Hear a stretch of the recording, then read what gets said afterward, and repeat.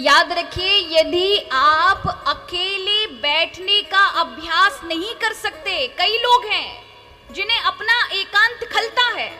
आप में से कितने लोग हैं जो प्रतिदिन आधा घंटा या 20 मिनट अपने साथ बिताते हैं? भैया आप बताती हैं? और आप बिताते हैं? कैसे बिताते हैं? टेलीविजन खोल के नहीं, फोन हाथ में नहीं, किताब हाथ में नहीं, कुछ भी नहीं, सिर्फ तुम अकेले होने चाहिए। और उस समय 20 मिनट यदि तुम अपने साथ ठहर गए, तुम्हें अपनी कंपनी अच्छी लगने लगी, तुम्हें किसी दूसरे की आवश्यकता नहीं पड़ेगी महाराज। मरने के बाद जो भय होता है ना कि कहाँ जाएंगे, अकेले जाएंगे, ये नहीं रहेगा। क्योंकि अकेले जाने का जो भय है ना, वो तब खत्म होगा जब तुम एकांत में अपने साथ जीना सीखेंगे। अरे लोग जैसे ही खाली होते हैं, अपना काम कराए, बहनें काम कर लेती हैं तो फिर टेलीविजन चला देती हैं, वो ना मिले तो सोने लग जाती हैं। अब नींद नहीं आती तो फिर फोन करते हैं, फोन में अपने मित्रों को, अपनी सखियों को बात करती हैं। समय कहाँ निकालते हैं? और जिसने अपनी कंपनी को कभी इंजॉय नहीं किया, वो जीवन में कभी सुख नहीं पा सकता। इसलिए हमेशा याद रखो, 20-20 मिनट का, 10-10 मिनट का समय निकालो, अकेले बैठो, थोड़ी देर अपने आप पे विचार करो। कई लोगों को अकेलापन इतना खरता है, इतना खरता है, भीड़ चाहिए लोगों की, कोई ना कोई होना चाहिए। ऐसे लोग कभी भी शांति से नहीं रह सकते, क्योंकि उन्होंने अपने आप को नहीं पहचाना। तुम्हारे अंदर ही अपार शांति है, तुम्हें किसी की आवश्यकता नहीं है, किसी की भी नहीं।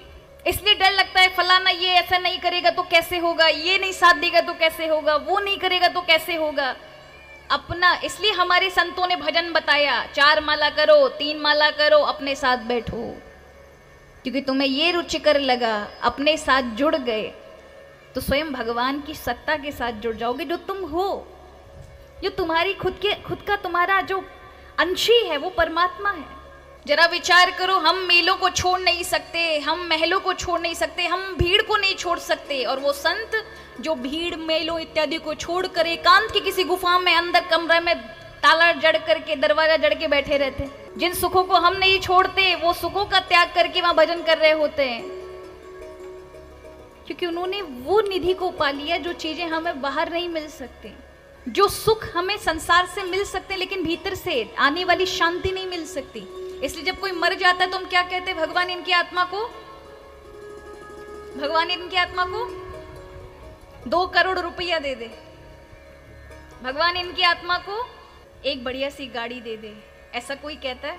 क्या कहते हैं? भगवान इनकी आत्मा को, क्योंकि शांति नहीं मिली थी, वो ही नहीं पा पाए। सब मिला, धन मिला, पद मिला, पत्नी मिले, बच्चे मिले, माता पिता मिले, हर एक चीज मिली, लेकिन जो नहीं मिली वो सिर्फ शांति थी।